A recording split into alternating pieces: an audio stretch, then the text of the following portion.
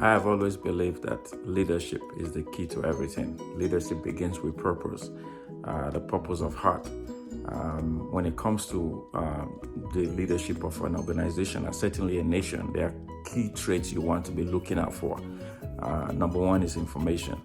It says, my people perish for lack of knowledge. To have somebody at the helm of power who is completely ignorant about the things that matter is a dangerous thing to do. So as you select the leadership of your nation, of your organization, you want to ensure that their quest for knowledge is unquenchable. Their quest for knowledge is unquenchable. So when it comes down to, say, choosing the president of Nigeria, what do they know about the GDP, how global economics work, global politics, foreign affairs issues?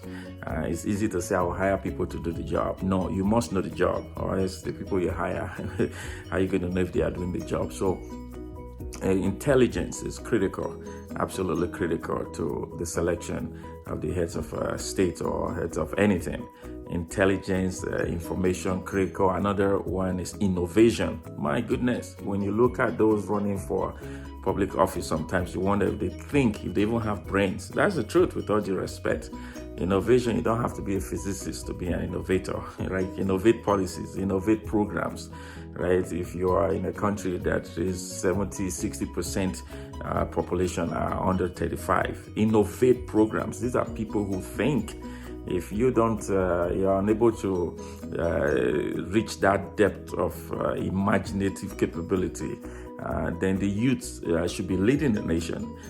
So as you select a leader, certainly in any area, you want to ensure they have innovative capabilities. Their thought process is unparalleled, right? Another one you want to think about is inspiration, the ability to inspire people, the ability to motivate, the ability to get people going. People don't follow people. I tell that to leaders all the time. People follow vision, they follow dreams, they follow ideas. So to be an inspirer, you must have the ability to think out of the box. You must actually care about people. You can't inspire people if you don't care about them. I often say, if you don't love them, you can't lead them.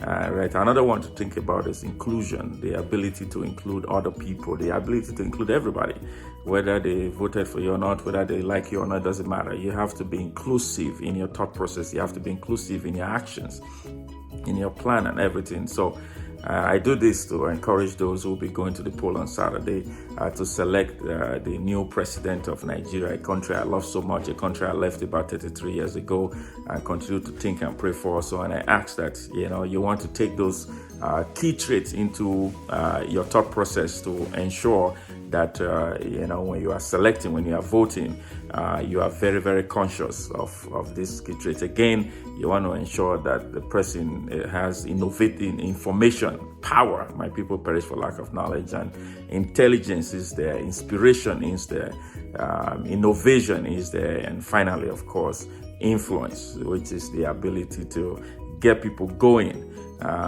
If you must exert your power, you are powerless. I often say, I wrote that in my book, The Mystique of Leadership. Influence is the ability to inspire people to head towards the direction that they must go, but perhaps don't even feel like going in the first place. Your presence will be influential, inspiration. So rise up and look at the candidates, and I think it's quite obvious who's demonstrated the highest level of information. People understand GDP. Listening to one of them the other day talking about literally comparing the GDP of states in Nigeria to nations in Europe. The eloquence, of course, and confidence are offspring of intelligence. So, we can pray and fast all we want, which we should, but we must never negate these critical characteristics of exceptional leadership. So again, it's Alex Ihama, the author of the book, The Mystique of Leadership. And I encourage you to go out, cast your vote is your power, and make your voice known. and let's elect the person that is most qualified to lead us to the promised land. All the best. May God help us to have a safe and sound election. Certainly, I'm here in Canada, I won't be able to vote. Unfortunately, the country has not developed their thought process and their policies to that level. But we encourage everybody to exercise that right. God bless you, Alex Ihama.